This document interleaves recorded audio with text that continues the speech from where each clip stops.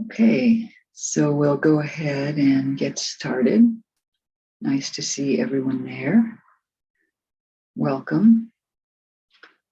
So just settling in for today's meditation. Yesterday we talked about 4 qualities that are the basis of spiritual friendship and are also forms of inner wealth. And so I'm going to pick out one of those today to kind of provide some of the background for our meditation at the beginning, and then we'll settle in again with a period of silence. So we're going to focus on generosity. But first, let's just begin by settling in, closing the eyes, allowing the attention to come inward.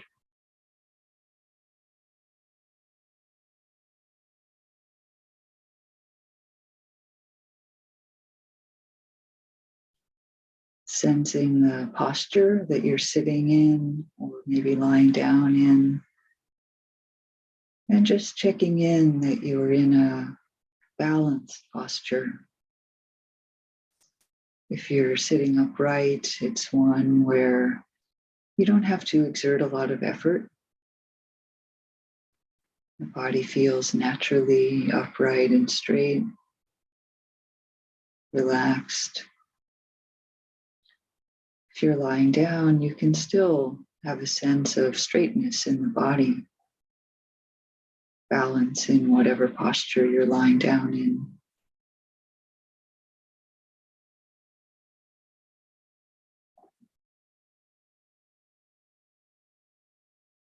It can help to sense where you're sitting, what's supporting you, and just, even rocking back and forth a little bit or forward and back, just to find that middle point where you're the most balanced that you can be in this posture.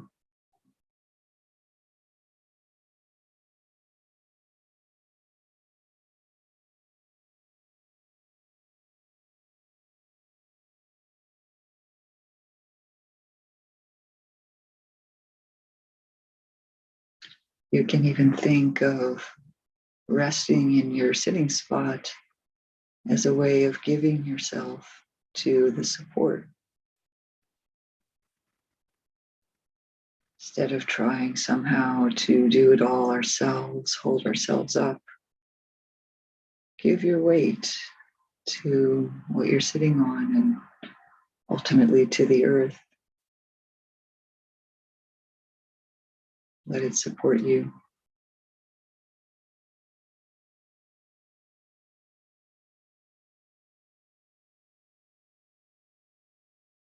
And then softening into this balanced posture, softening the eyes and the eye sockets. Often looking at a screen, we can get a little tense in the eyes.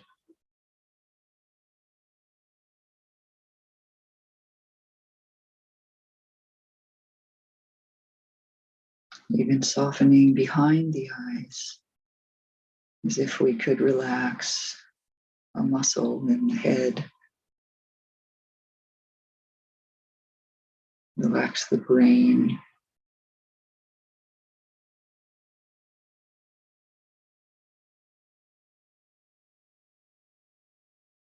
And softening the neck and letting the shoulders drop.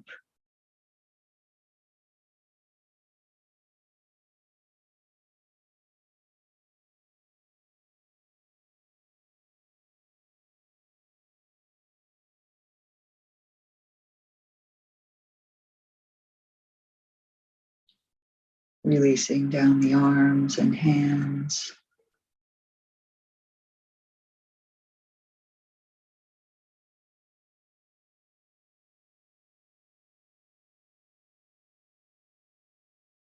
And then just inviting some openness through the chest and the belly area. Checking in while you're there if you have any sense of tension. any background emotions, just to know how you are.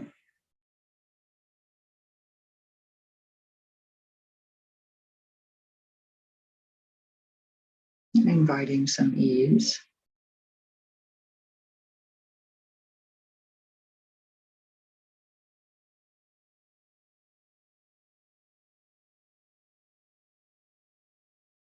And releasing any bracing in the legs.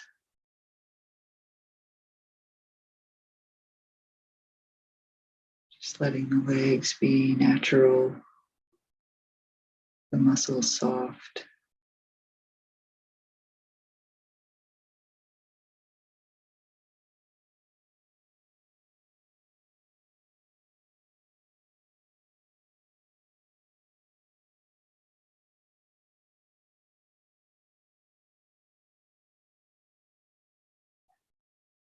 Letting the in-breath encourage a straightening of the central part of the body. And letting the out-breath encourage a softening and falling away around that straight center. Just in a gentle way.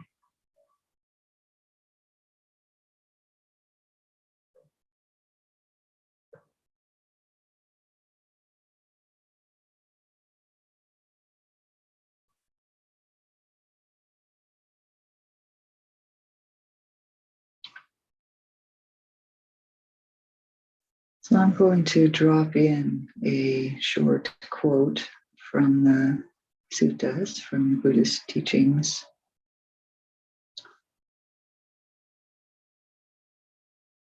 And the invitation is just to let it resonate inside like ripples in water or like an echo. And there will be some ripple, and then you can just let it fade out naturally and go back to the breath or the body.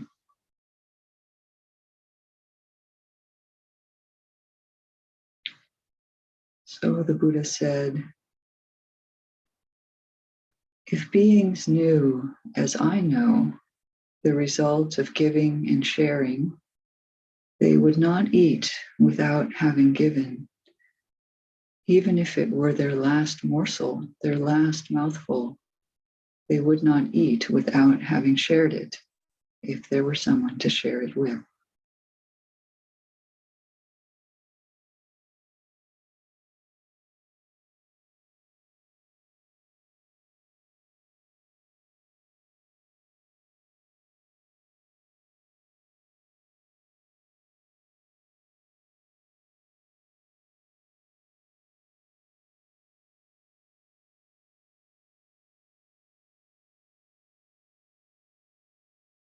And as it fades out, just turning the mindfulness back to the breath, the body.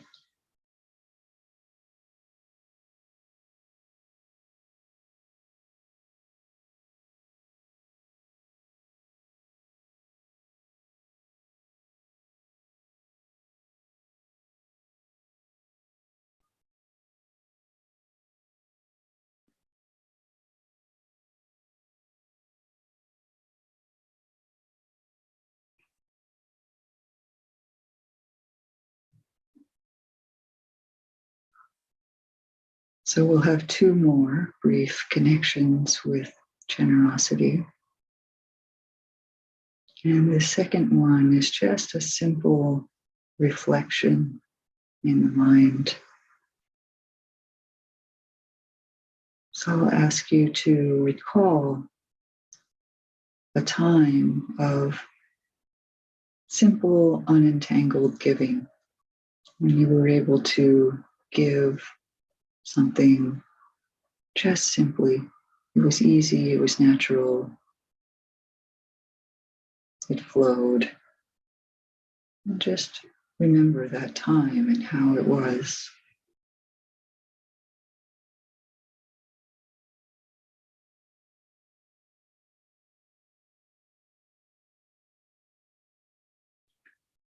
You could let images arise in your mind. or a recollection of the feeling you had or how the person looked when you gave something.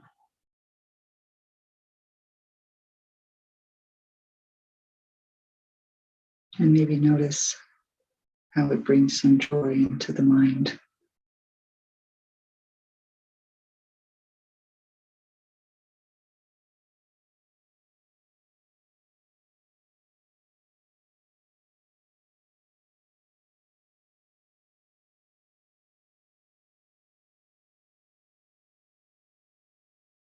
And you can also let that fade away. Let the mind settle back into your usual mindfulness.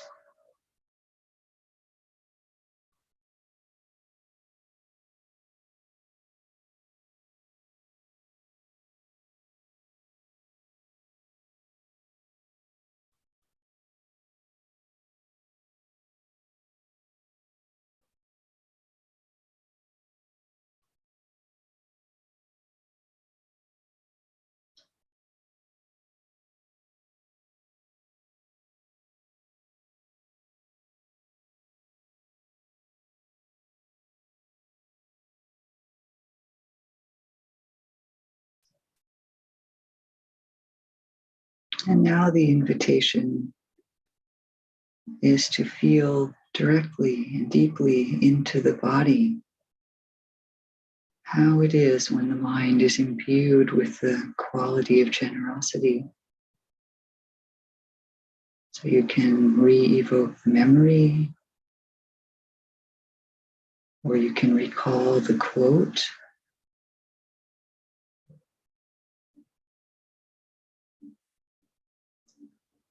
That beings would not eat their last morsel without giving if there were someone to share it with.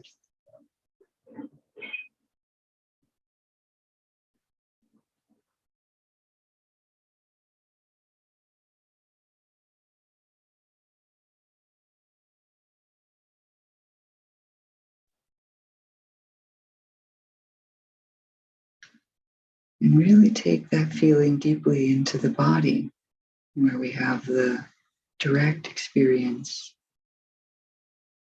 of a body and mind imbued with generosity, and rest in that feeling.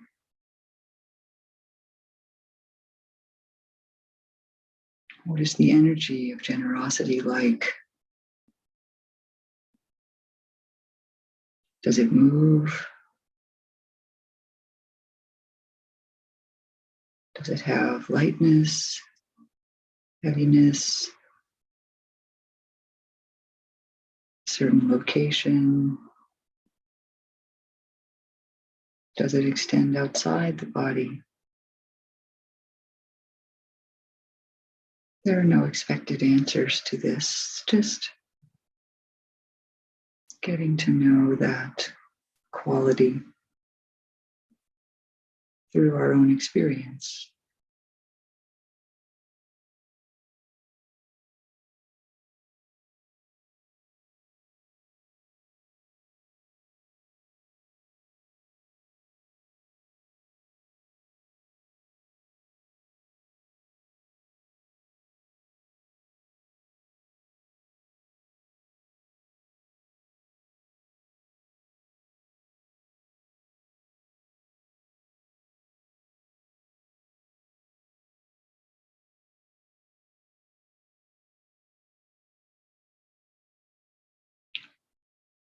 So we've encountered this quality of generosity through hearing, the teaching on it,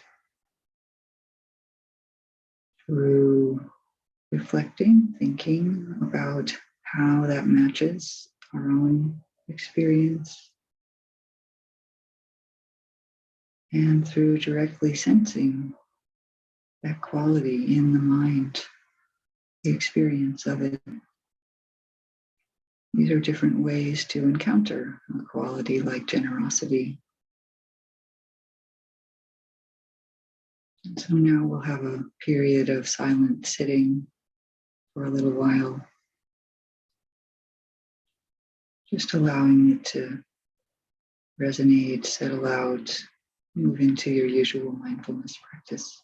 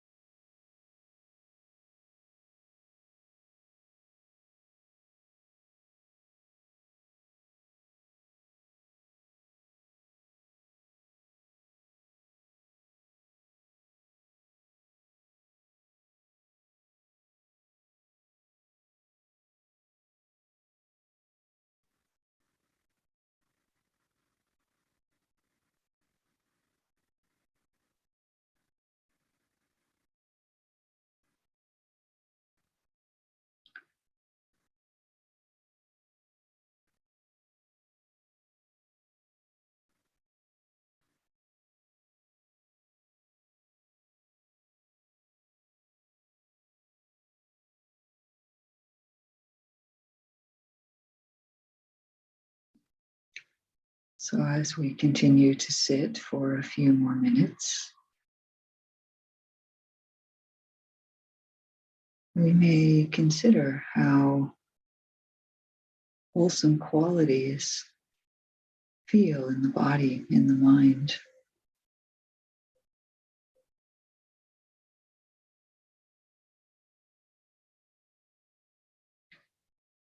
How even the thought, thinking the thing that we think isn't so good during meditation, but even thinking about wholesome qualities has a certain impact on the body.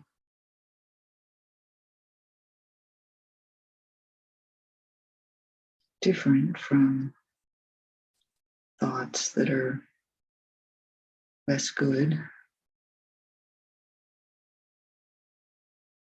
Thoughts of generosity have an easier impact on the body than thoughts of anger, for example.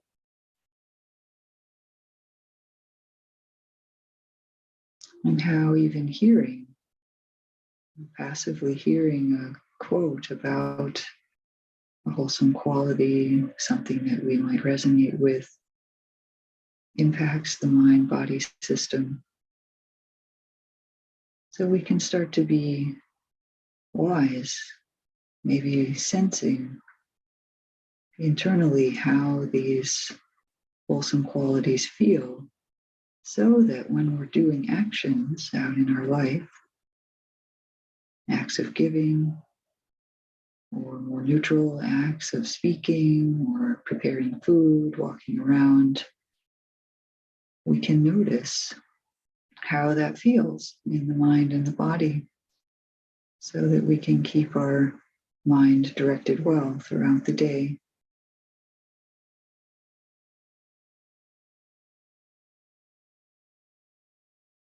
And also in a more nuanced way, if we are giving something or sharing something, there are ways that we can do that from a mind that isn't totally wholesome. For example, it's possible to give out of fear, or give out of a sense of duty or obligation with some heaviness. And we'd be able to feel that.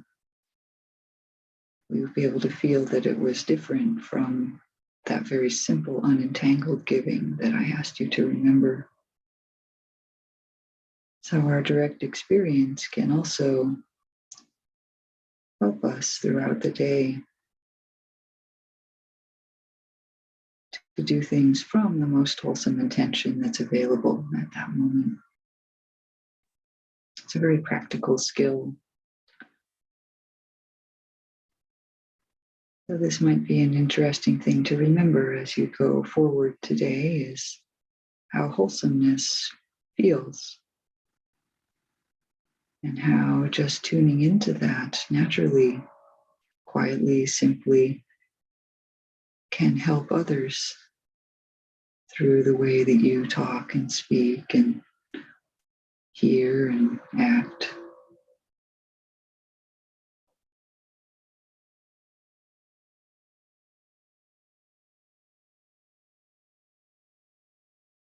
Always helpful to include that internal dimension when we can.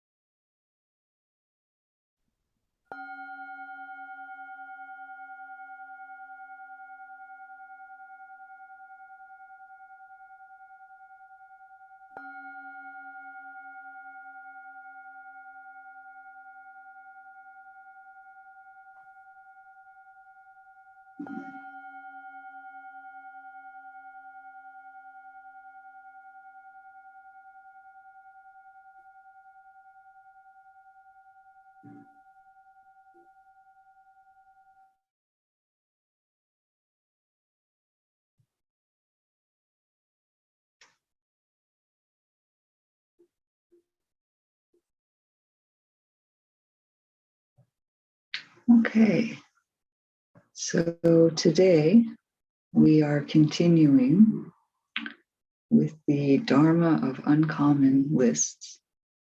And so that means that today we will explore a list of 3. And I want to talk about the 3 kinds of wisdom that are mentioned in the suttas. Wisdom is such an important quality in the Buddhist teachings that maybe it's not surprising that it's considered multidimensional.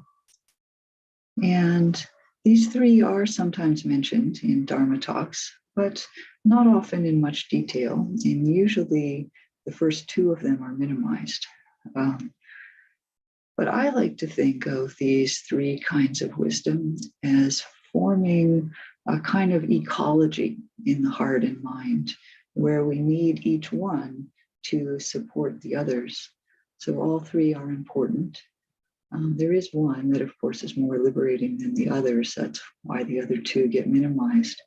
But I see them as an ecology that are all of them should be there. So the first is called the wisdom of hearing or listening. So this is a kind of understanding or wisdom that comes from listening, listening to teachings generally. So it's good to listen to things that are worth listening to for at least part of our day. So that means hearing the Dharma. We can listen to audio Dharma. We can come to talks like this. In these days, I think listening probably includes reading, where we take things in also through the linguistic part of our mind. And we can also maybe include talking with wise friends as hearing, we're listening to what they say. So sometimes people want to discount the wisdom of hearing or listening as just the first step, but nonetheless, hearing the Dharma is actually listed as one of the factors for reaching the first stage of awakening. It's said that we need wise attention and the voice of another.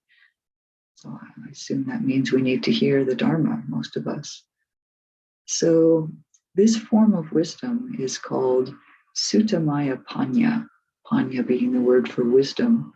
And then Sutta, that's not the teachings, the suttas, that's S-U-T-T-A. This is Sutta, S-U-T-A. It's a different word.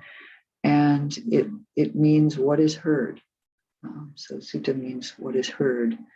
And in other contexts, this word sutta is used to mean learning or one who has learned. So it has to do also with learning. I think that's kind of interesting because anything that involves thinking tends to get short shrift in the Dharma world. And certainly it's true that we, spending a lot of time thinking on the cushion is distracting. But across the teachings, it would be hard to ignore that the Buddha did emphasize the importance of learning. And so I want to quote from a sutta that talks about learning as a form of wealth. It says this way, "And what is the wealth of learning? Here, a noble disciple has learned much, remembers what they have learned, and accumulates what they have learned. Those teachings that are good in the beginning, good in the middle, and good in the end, with the right meaning and phrasing, which proclaim the perfectly complete and pure spiritual life, such teachings as these, they have learned much of, retained in mind, recited verbally, mentally investigated, and penetrated well by view." So that's kind of a lot.